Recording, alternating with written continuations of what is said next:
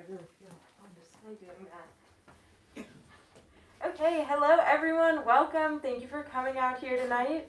My name's Julia, I use they, them pronouns, and I'm on the events team here at Books Are Magic. Before we get started with the event, I just want to share a few logistics for the night. First off, we do ask that you keep your mask on at all times while at the event. We will be doing a hand-raised audience Q&A toward the end of the event, so please start thinking of questions to ask and hang on to them. After the talk tonight, Chantal will be signing and personalizing books at the desk all the way at the back of the store. We will have additional books available to purchase up at the register where you came in. And if you're joining us virtually on the YouTube live stream, we'd love to encourage you to buy a copy of Post Traumatic online. You can use the link that is in the live stream description. Okay, with all of that out of the way, I'm very, very excited to introduce Chantal V. Johnson and Liv Stratman, who are here celebrating the release of Chantal's new book, Post Traumatic.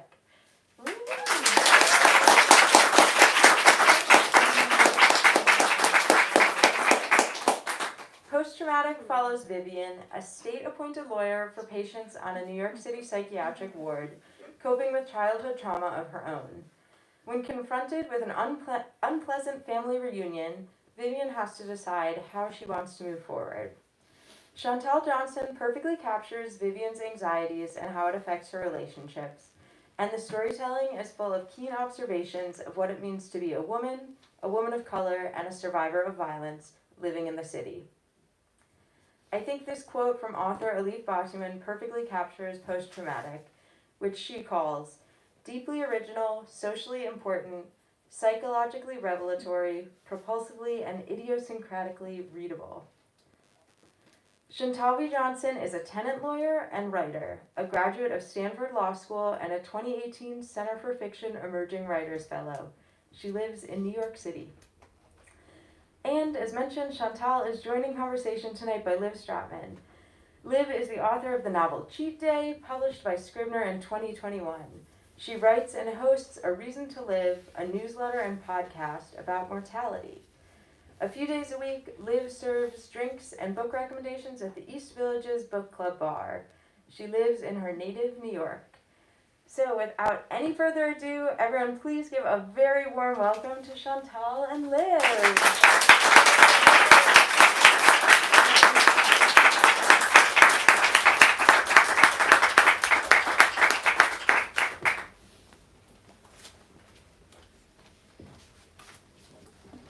Hi.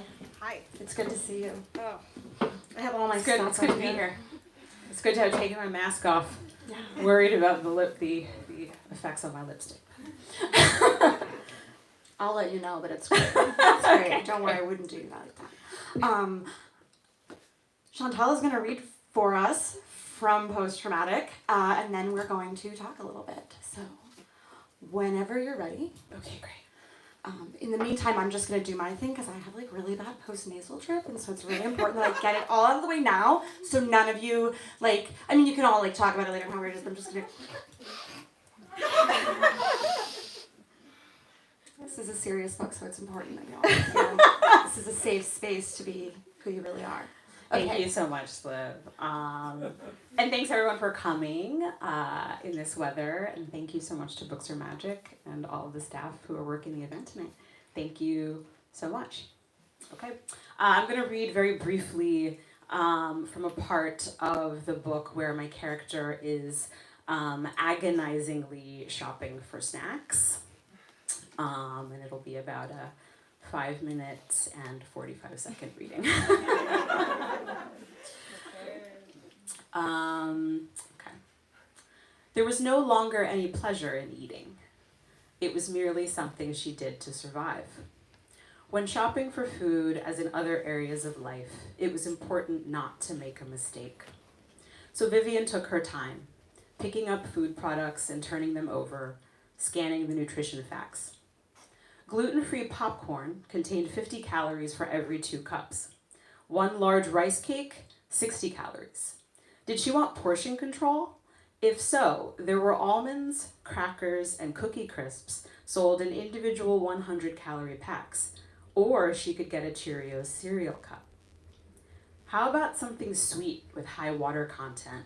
Grapes, maybe, or a banana. No, she remembered, too many carbs. She crouched wearily by a row of protein bars, irritated by the sugar count.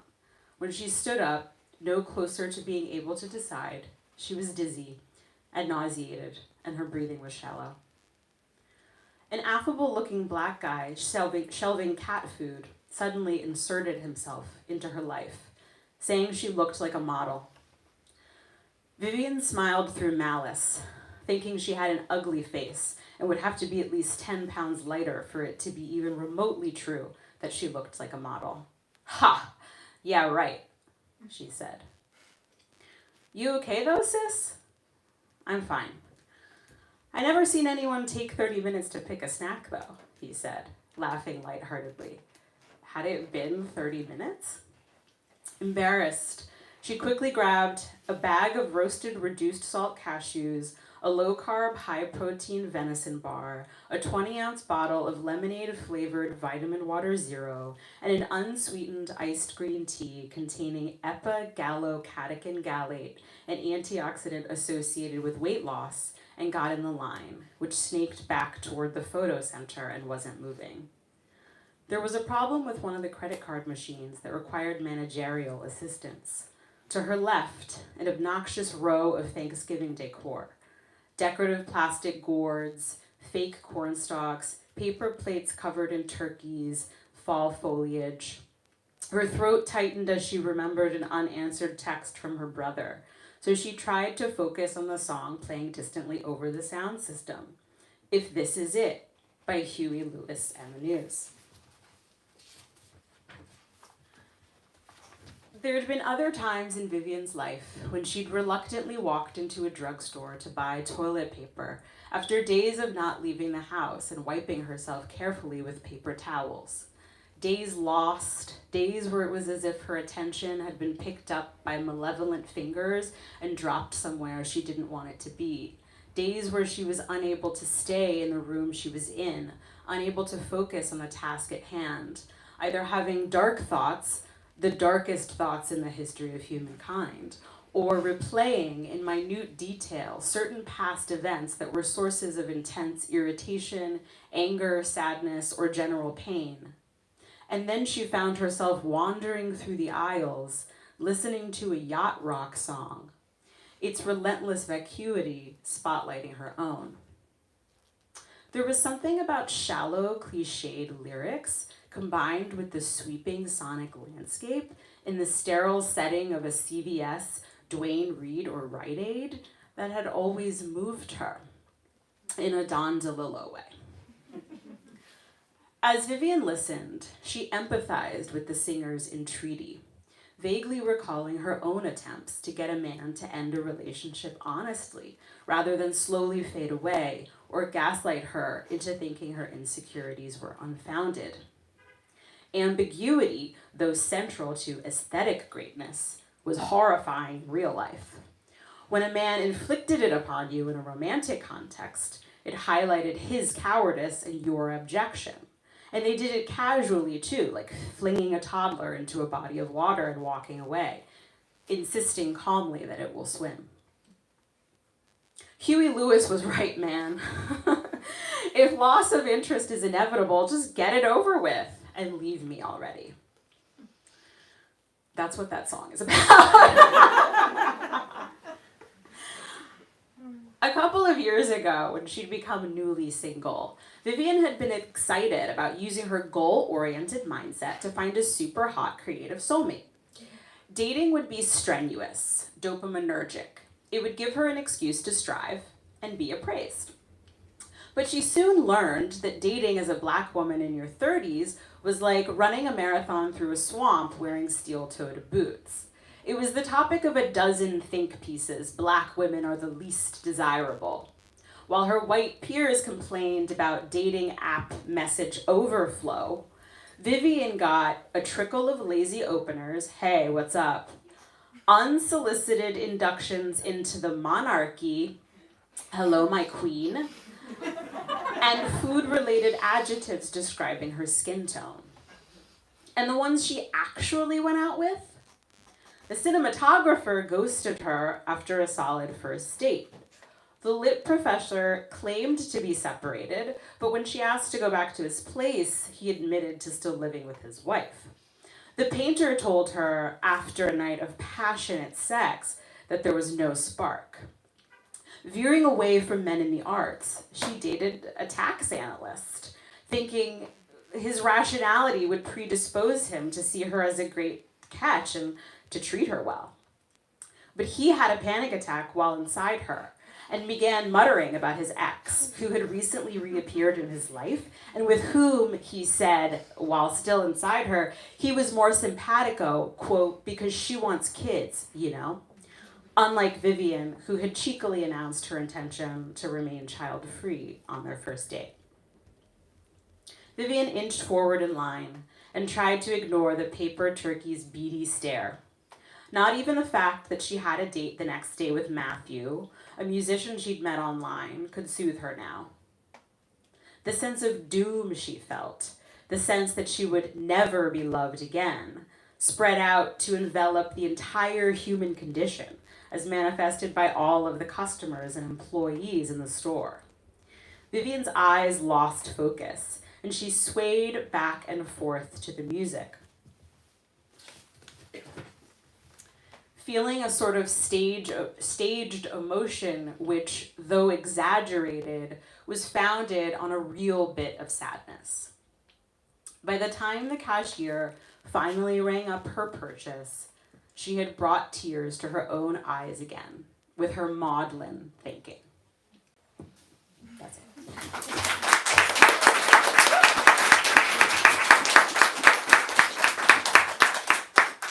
That part's so great. I love it. Before we start, I just want you all to know that I love this book so much that I came here on the Long Island Railroad, and there's a Rangers game tonight. That's how much I love this book. So, and you will too if you haven't read it. If you've read it, you're like, that makes sense. Otherwise, if I'm on the LIR at 5 o'clock on a Rangers game night, ask me if I'd rather be dead. I love this part, and I'm so glad you read this part, because I think it's like a perfect window into talking about Vivian's characterization and how you worked that out. Because I think of her in a lot of ways as an anti-hero, right? Mm-hmm. And in particular, the way in which she exerts control in her life, having to do with her trying to control her past, trying to control the way she feels about her past, and how she can kind of, I don't know, overcome is such a corny word, but for lack of one that I can think of that's better right now. She really wants control, and she wants, salvation of a certain kind, and one of the ways she does that, which is of particular interest to me, is her diet and her control of her body. And I wondered if you wanted to talk about constructing a character who has these impulses that once you really get in the mind of someone who can look at something and tell you, how many calories, how many Weight Watchers points, that kind of stuff is, you find yourself with an anti-hero, right? Immediately. And I wondered, because the book, who knows when you wrote that scene, but the book starts immediately by letting you know, here's someone who you're going to come up against in so many ways, even though she's brilliant.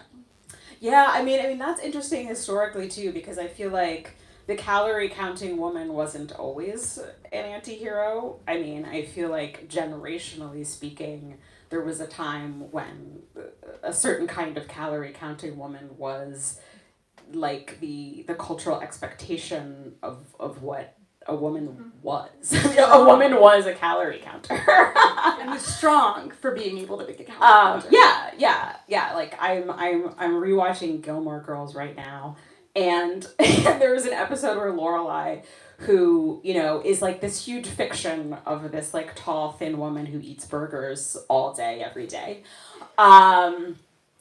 which is just a total farce. But she makes a joke in one of the episodes, women don't eat, they just look at food and then run on a treadmill. And I think it's only recently that idea of restriction and like eating disorders in general, at least the restricting kind and the extreme exercise kind, have like there's been a backlash to that, and for good reason. But the willingness to disclose it specifically. Oh, absolutely. Yeah. I mean, and one of the characters who's kind of like a counterpoint character to Vivian, like one of the antagonists in the book, is someone who is secretly engaging in these activities that Vivian is also secretly engaging in. And they're just in this like eating disorder Cold War.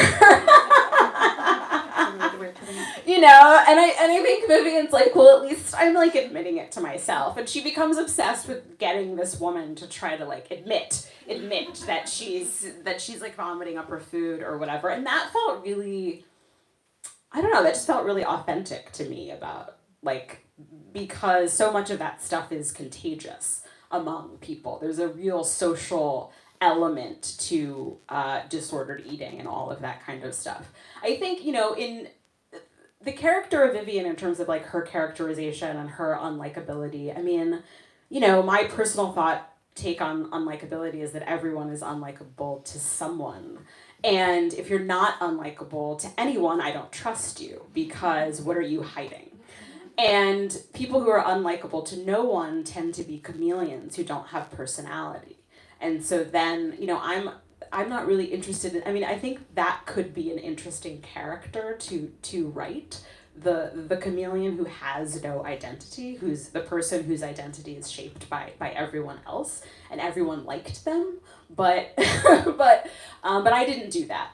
You know, I wrote someone who has a lot of tension really between her politics, like her feminism, and the secret eating behaviors eating and restricting and measuring behaviors that she engages in. And for me, you know, I'm just very interested in the gap between politics and the way that people behave and the way that they think when they're in private, because that's where, like, there's just a lot of interesting narrative tension there, you know, and that's like where humanity is in hypocrisy. Absolutely. I absolutely 100% agree. It goes back to the whole idea of like the nice person, right? Like, nice is the thing you find people saying about someone for whom they could find no other admirable qualities, like funny or smart or any of the things you would really want in a friend, right? Yeah. But Vivian's interesting because she has these habits that she intellectually knows are these bad habits, right? Because she's really intelligent,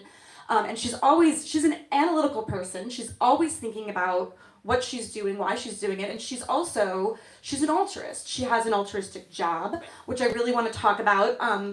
In the book, Vivian is a lawyer for people who have been placed in psychiatric care by the state or by the law, and her job is to, you know, be essentially their public defender, right? Who helps them to be freed from this system, and who makes the case that they should be released to their own care or others. And she does that, and so it's such an interesting move in the book because she does it because she truly cares. She's a deeply empathetic character, especially as regards children. I would love to hear you talk about the character of Melissa, who for me is like the crux of her job as a lawyer in this kind of world, and she cares so much about Melissa that it's almost detrimental, right? Yeah. And at the same time, she has these qualities that we could say are self-loathing and all these other, you know, ways in which we could kind of clinically reduce Vivian, like, you know, like we were like texting and I said like savior complex, and it's funny because it's you could call Vivian's character someone who has a savior complex, but she genuinely, right, for whatever reasons she feels that she could solve some of her own issues by helping other people, she genuinely wants to help vulnerable people. Yeah, so Liv was like, I want to talk to you about Vivian's savior complex. And I was like, savior complex? That is rude. Literally the words. I was like, we could talk about her genuine interest in helping people that has nothing to do with herself. But of course, I'm joking. You know, I think altruism is super complicated and doesn't really exist. But I think, the way that the book started was incredibly internal, even more internal than it is now. And it's still deeply internal. But, when I started writing the book, it was basically like 300 pages of what I just read. And so it was like, glamorous woman on the verge kind of a thing, thinking a lot of bad thoughts and like measuring herself and, coming to terms with her dark past. And it's still that, but over the evolution of writing the book, which took like 7-8 years, my taste in novels changed. And I realized that, because as I wrote the book, I learned how to write a book. And something I realized was that it's really difficult to carry a book with a single character, at least a book that's like a novel sized. I think it's easier to do that with novellas. It's easier to do a tight character study in like 150 pages or something like that. But at the midpoint of writing, I kind of realized that I needed to open up the character's world.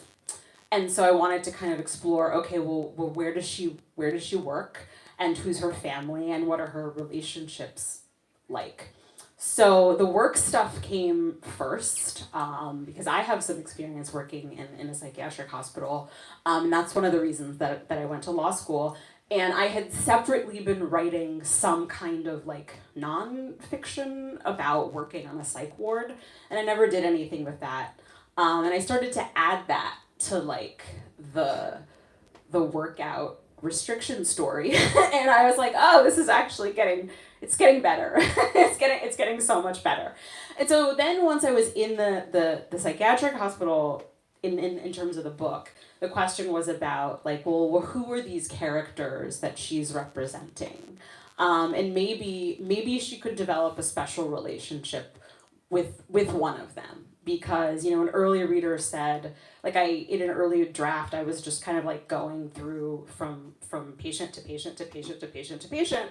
And someone very wisely said, like, well, maybe just like focus on like one or two, and maybe she has a special relationship with one of them. So Vivian ends up, so I took that advice, and Vivian ends up developing a relationship with a young girl named Melissa, who has been placed into the hospital after a huge fight with her mother and her mother's boyfriend.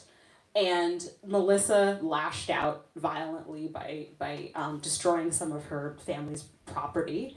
And then she ended up involuntarily hospitalized. And Vivian comes to have a really close connection with her, and I don't really draw the line of like, this, for like Melissa could have been Vivian or something like that. But I certainly think that she sees some of herself in that character. And I think just in general, like children and young people and the clients in the hospital evoke tenderness in the character. And I think, another thing that I was trying to do with the book was balance tonalities. And so I have a character that's like cynical and cerebral and kind of cold in some ways. And so I wanted to show a context where she's not cold, where she's actually quite tender, raw. And raw. Yeah. And oftentimes without words or without language. Sometimes when she sees a child or she's interacting with a child, it puts her in a place that's beyond language.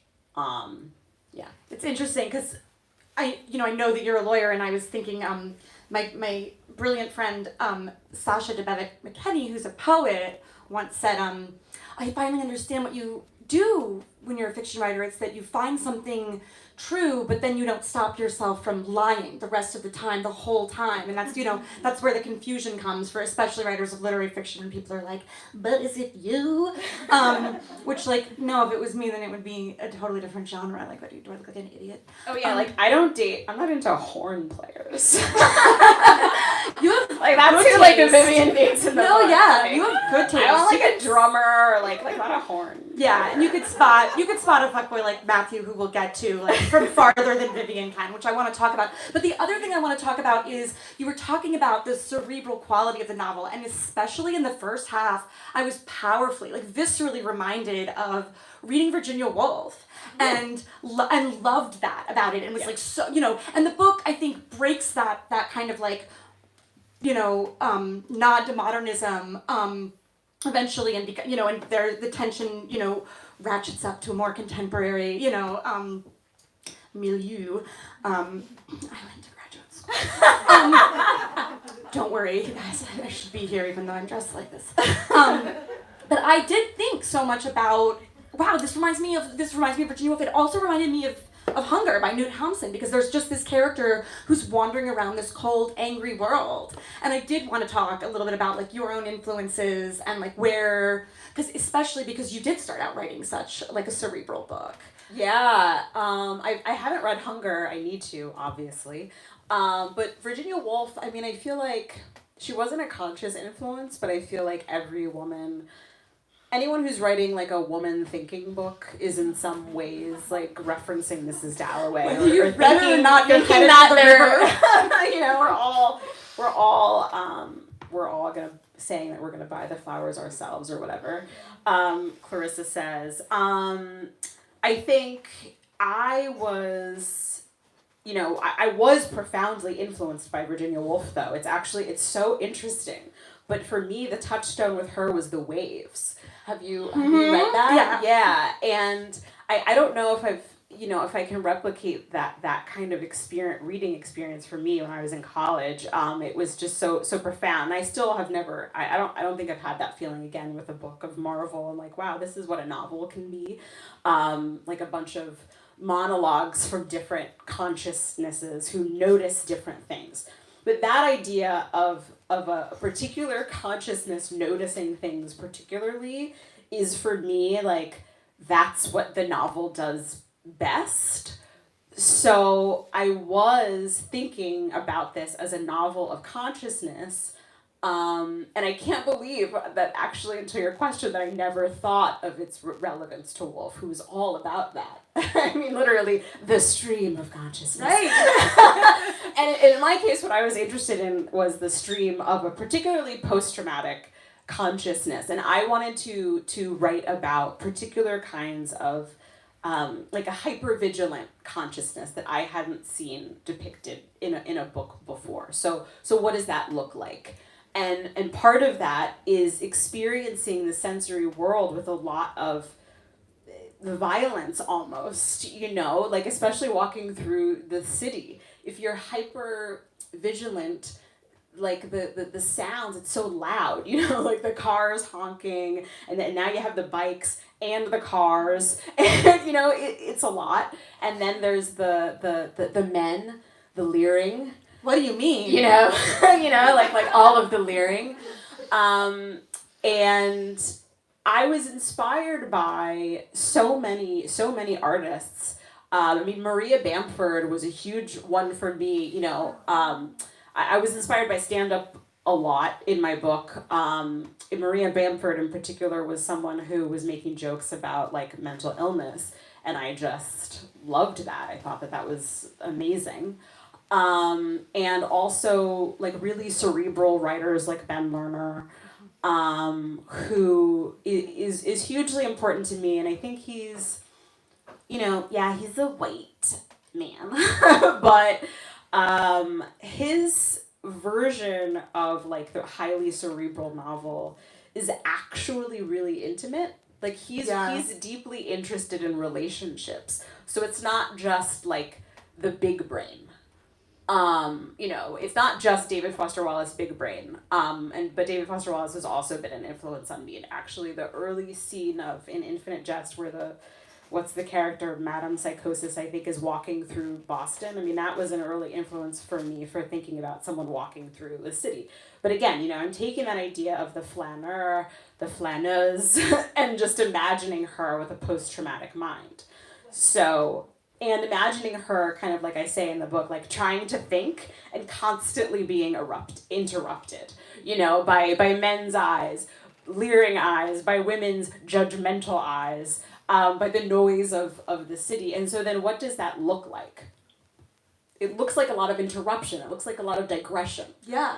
And I think I love it so much. I think it's so brilliant. And it's interesting. Ben Lerner's so obvious now that you bring it up. Kind of, and I think the difference between like David Foster Wallace and Ben Lerner is the dialogue, and you do this dialogue so well in your book. One of my favorite things about this book is that there's this beautiful friendship, and they are like each other's stand-ups, that they riff off of each other, and it's this safe place to make just the most horrific, raw jokes that at a party would alienate half the people there, but they have each other to do that.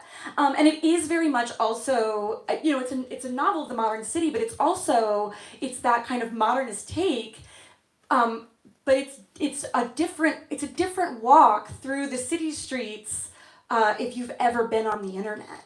Right, which like Vivian has, and Vivian looks everyone up on the internet, and so she's got both of those worlds, which are these constantly moving, traumatic worlds. And she's also, because she's in New York, she's dating online, which is a ton of fun. Many of you may know. And one of the characters that was like central in my thinking about how complicated she is and about how fascinating she is Matthew, right? The guy she's thinking about the date in the CVS. And I hated this guy. I love a book where I hate a guy. Just because it's, what's the word, relatable?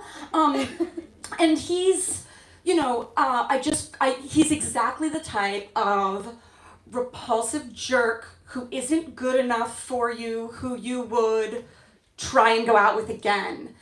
Because he's really good looking, and he's really tender physically, and he has not only BDE but BD. So I wanted to talk to you about that, right? I wanted to talk to you about that, and I wanted to ask you, like, I just like yes or no, is BDE inherently corny? Is a man with BDE a corny man? Not necessarily. I think. I had to know. I also think that BD doesn't necessarily translate to BDE, and I think that some BDs would surprise. You're surprised. You're like, you don't have the BDE, but you got this BD. So, absolutely. There's also some people have compensatory BDE. With an LD or with a MD. Or they can like perform average, or just like perfectly with no judgment, just AD. Right, or can perform cunnilingus in a way, sure. And in a way that would lend themselves to have some confidence. Right. Dick doesn't matter energy or something like that. The uncorny BDE is like, this is arbitrary. Right, exactly. And I think that's ultimately where we all want to be as a culture. I do. But I think, so the character of Matthew, it's really funny. Liv and I both have Matts in our book as kind of like the love interest. And they're both it's hysterical. hot bozos. Yeah, they're both himbos. Yeah, and we both, absolutely, and we also have characters who can look at a glass of wine and tell you that it's Weight Watchers. Yeah. So we have lots in common. I think Matthew, it was good. I love smart people being dumb. And I think that the sphere of romance for this character was a great place to see this brilliant person just be really stupid. She's very dumb with men. And I think that, with this Matthew character, she's seduced by his looks, and it's also a space for a deep person to be very shallow. Because again, I'm always thinking about kind of like balance or contrast. And I think because he's a musician also, my character is probably music is the only space in the book where she's really in at work, but where she's really free of her neuroses. And again, that's part of that kind of tonal balance that with a book that has such dark material and such cynical attitude, it was important to me to have moments in the book of lightness and of brightness and of ecstasy, and music is that. And so it made sense for her to fall for a musician, and she's just like completely enthralled. And then is just making really stupid decisions, and her judgment is just her judgment, which is so central to her character. She's the most judgmental character ever. She's judging everyone. She's a lawyer. Her judgment just goes completely out the window when it comes to this guy. Which is, I think, the kind of the point, and it's so interesting in the ways in which he kind of,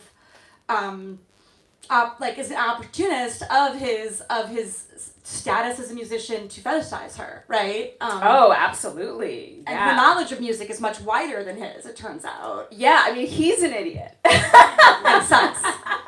He's an idiot, and he wishes that she had worn her hair natural on their first date. So He's a racist too. yeah, he's a racial essentialist, and he has problems. But I think there's a little bit more interesting about him, because I do think that, when you read the book, you'll see that she's dumb about him, but she also misjudges him. Mm-hmm. I think that she thinks that he wants something that he may not actually want. And then he doesn't kind of put out, he puts it out there in gesture, but not ever, he never makes it plain in words. He never verbalizes that to her. Yeah. So I had 4 more questions. I definitely wanted to talk about the trauma plot and Pearl Segal's essay and where you think your book falls in that, but we are running out of time, and I do have a question I have to ask writers when I do talk to them about their books, which is, what is your book's starter pack? I need to know. This is my favorite thing to ask. I will then make a little meme and post it online. You guys can all know it and have the things so that you can be relevant on the internet. The only transcendence. So the book starter pack, my question is, what is a book in another genre, a song, album, or musician, an item of clothing or accessory, a food or beverage, and a store or online retailer that is your post-traumatic starter pack? Okay. I did give her a heads up. So I have thought about this. I am probably going to cheat, and because my book is so tonally multiple, I feel like I need to have 2 answers for each one. So I think for book, I would say the darkly comic memoir Mean by Miriam Gerba, because it's a memoir of assault, and it's really darkly funny, and there's lots of really wonderful one-liners in there, and they're deeply irreverent one-liners, I would say. One of them is stranger rape makes me think of Camus. And Miriam Gerber just proves that victims and survivors of violence can be really funny. And then our humor is our strength. And then I would also say Trauma and Recovery by Judith Herman. So that's going to be the more academic one. And that book is The Body Keeps the Score. I think I'm way more interested in Herman than I am in any other one. And then music, I'm wearing this Lingua Ignota shirt. So I would say Lingua Ignota. She's one of my favorite musicians working today. She's working at the intersection of classical music, classical piano and voice, and metal and noise. And she's a survivor of domestic violence. And she creates what she refers to as survivor anthems. And so it's a Christian hymn, but she's wanting to get revenge on a violent man. And so she's singing in a beautiful soprano and then screaming in agony and revenge. And then any dance album about trauma recovery, Lady Gaga, Chromatica, just dance to it. So that's great. And then food, Vivian doesn't eat much, so probably a meat bar, a low carb, and then a tequila soda. The tequila soda, I was gonna say. Yeah, and then store, it has to be, accessory and clothes, I think it has to be sunglasses to cover your strabismus, She smokes so much weed. And so that you can avoid eye contact with the leering men that you're paranoid about and the judgmental women that you're paranoid about. Also white Keds, which she wears. And then store, it has to be CVS. while you're Extra bucks. CVS with the sunglasses while you're high, like, you know, paranoid out of your mind. And like a karaoke bar would be the other one.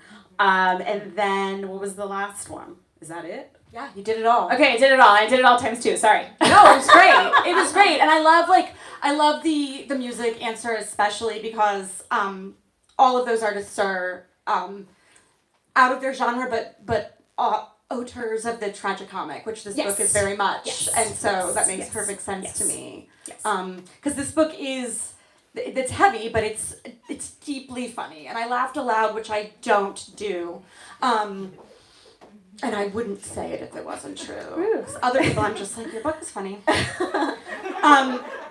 I laughed aloud so many times. I love the dialogue, especially between Jane and Vivian. It's a book of kind of so many things. But one of them that I really held on to outside of kind of the things I think you'll be asked about a million times is the way in which this is a book about friendship. Mm-hmm.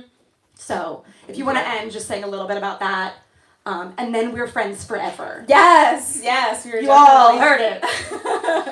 Yeah, I mean, I think one of the things that I wanted to do with this book was to depict a friendship between some people who had experienced violence in their lives. It's one of the ways that we didn't get to talk about the idea of the trauma plot or the trauma narrative, but I wanted to disrupt some of the loneliness of those narratives, and some of the just kind of lonely, sad, pitiful sentimentality of many books that I won't name that I grew up with in the 90s, and I wanted to show survivors who are coming together and I don't know, making jokes about it as a form of mastery. And every time Jane comes on the page, it's such a relief. It's so you're so happy for Vivian. You're, though they have, I'm not going to ruin it for anybody, but things don't always go so smooth between best friends. But it's even in those scenes, it's just such a relief. You can feel the relief that Vivian has in that friend, right? Yeah. Especially as someone who's just cut ties with their family and those things. Yeah. And I think even as a writer, I mean, you could probably feel the writer's relief as well. Absolutely. Another thing we didn't talk about. So happy to be writing Jane right now because yeah, and Jane's not trying to write a book, which Vivian is thinking about, at least for most of it. Yeah. So yes, the power of friendship is affirmed in my book. Chosen family for the win. Yes. We're gonna open it up to Q&A. So if you have a Q, Chantal A. Don't be shy. Always takes a minute. Oh, there we go. Please ask a question. I had a question about the way you chose to structure it kind of like episodically by chapter, and whether that came early in the drafting or if it came later, why you changed. How did that come about? So the question is, the book is structured episodically. Each, what one might think of as like a traditional chapter, is actually titled, not numbered, and they're episodes in a not as kind of specific set of time, right? And so the choice to do so. Yeah, I think that's just kind of how I wrote it. I mean, I think I would set out I wrote the book while working full time as a tenant lawyer, and the kind of like, I don't know, the vignette was something that I started with. Like I would start with like characters like most of the chapters they're bounded in space and time. And I think that I kind of was writing pieces that were bound in space and time. That's just kind of organically, naturally how I did it. And then once I was halfway through, I realized, oh, well, this is what I'm doing. So I think I just need to kind of commit to this. And it's a little bit of a strange structure, but I came to really like it. And then adding the titles, I think, really made that seem more intentional. Because it's like, well, now she's at work, and now she's on a date, and now she's at a wedding. So it's just kind of telling the reader like what you're going to see, and it creates a snapshot of her at this particular setting. She also does a thing that in my opinion, all stoners do, which is imagine herself to be in her television show of her own life. Yes. Which means the form follows function. Yes, right? well, stoners and weed heads of a certain age. Right, Because that's a good point. I think that, like, as elder millennials, we are doing that. Television is still, like, a reference in our consciousness. That's what hijacked my consciousness was television. Sure. And these kids today have TikTok. digital life. Yeah. Which goes on forever. Yeah, I mean, and I worry about them. I think they're just imagining constantly their opinions being monitored. I just thought I was Clarissa Explains It All. Right, and you probably were a better version of Clarissa Explains It All. Who else has a question?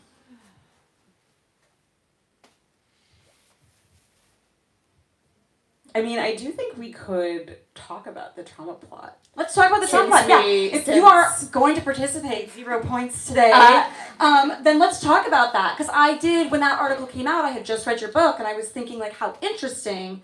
I have my opinions. Yeah. I would love to hear, though, like, kind of just where you think, whether or not you think your book is kind of an answer to that, or whether or not you think it falls kind of in what Segal's talking about, or just in general, what we do with this idea of a trauma plot as this modern phenomenon, and whether or not that is even the case. Yeah, and I could talk about this for a really long time, and I'm going to try not to.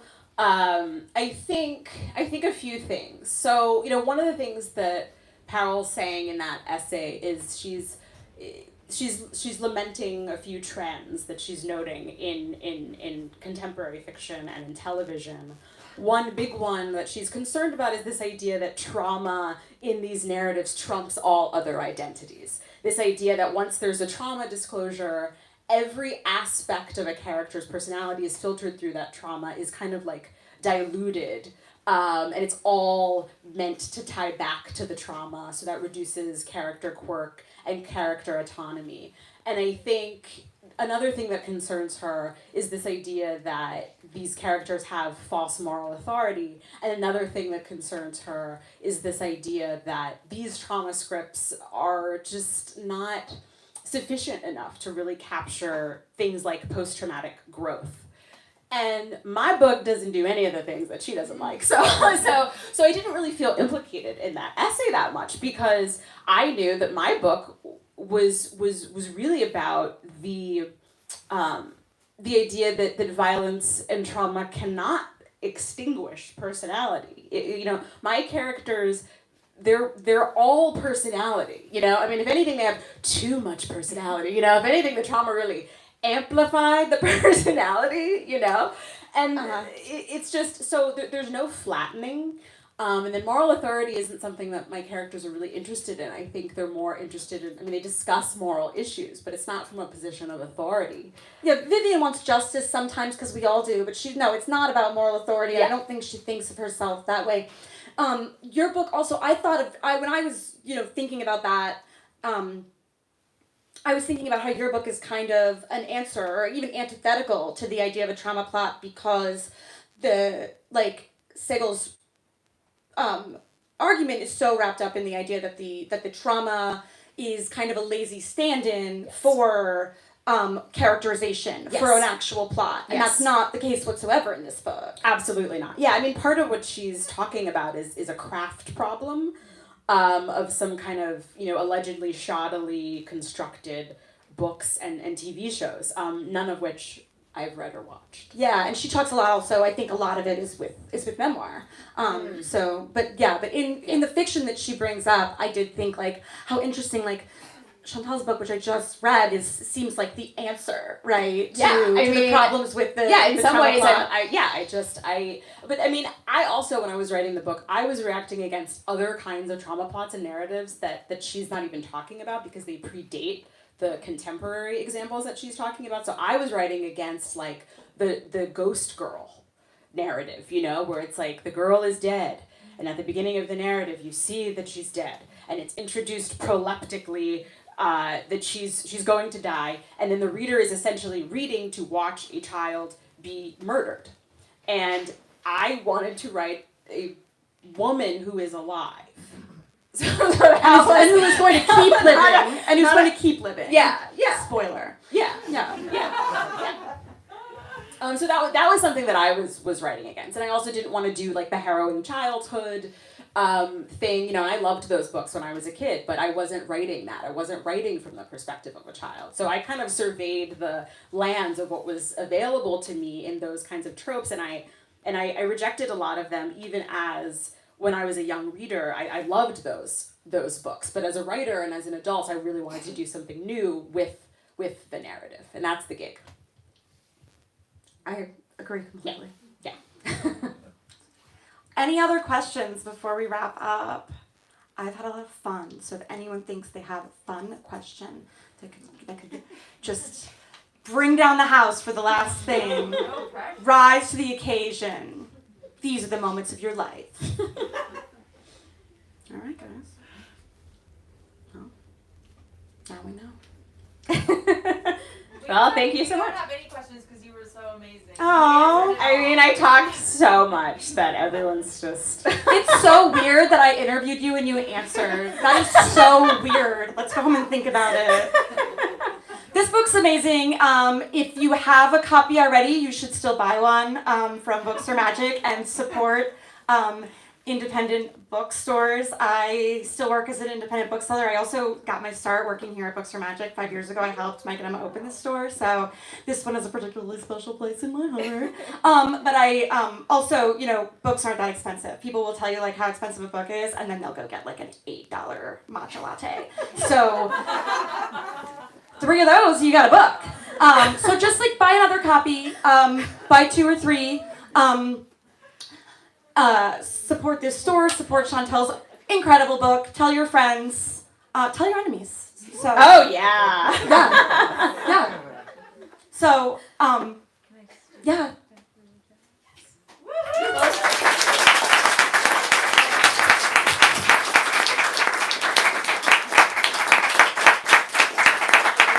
Thank you everyone for being here. A big thank you again to Chantal and Liv. As a reminder, Chantal is going to be signing at that back desk, but let's give her a moment to get settled, and then you can feel free to approach. As Liv said, we do have additional copies for sale at the register where you came in. If you're still with us on YouTube, you can find the link to purchase books in the description. And if you are in store with us, which is all of you, please, once you've made your purchase, do make your way downstairs so that our staff can begin to break down this space. That's all for me, so thank you again, everyone, and let's give these two one more round of applause. I do want to say one more thing, which is as someone who used to break down these chairs, let's really make an effort to not hold these fine booksellers up so they can catch trains before they have to wait 45 minutes in this horrible rain. Well, we can all